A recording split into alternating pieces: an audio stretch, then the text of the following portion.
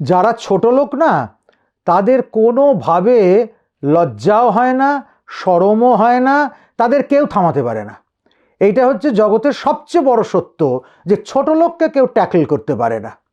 কীরকম ব্যাপার, ভারী সুন্দর করে শাস্ত্রে একটা কথা আছে যে দেখো, এই যে সাগর, এই সাগরের কত না লাঞ্ছনা অপমান হয়েছে।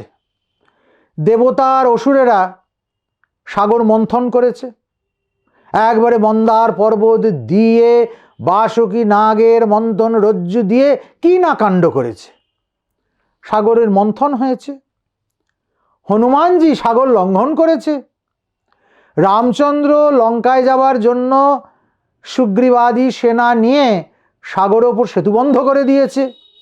শুধু কি তাই, তাতে যদি শেষ হতো তাও নয় মানতাম। অগস্ত্য এসে সাগরের জল পান করে একদম শুকনো করে দিয়েছে। তবু আবার স্বস্বরূপে ফিরে এসেই সাগরের গর্জন কখনো কমে না। এই জন্য রসিক শাস্ত্রকার সুন্দর করে বলছেন, মন্থিত লঙ্ঘিত বদ্ধ পীত যদ্যপি সাগর গর্জুতুচ্চৈস্তথা পেশ জরাত্মনো হি নিস্ত্রপা। সেই জন্য যারা নির্লজ্জ, যারা বেহায়া, যারা ছোট লোক, কোনো দিন কেউ তাদের মুখ বন্ধ করতে পারে না, তাদের হুঙ্কার বন্ধ করতে পারে না।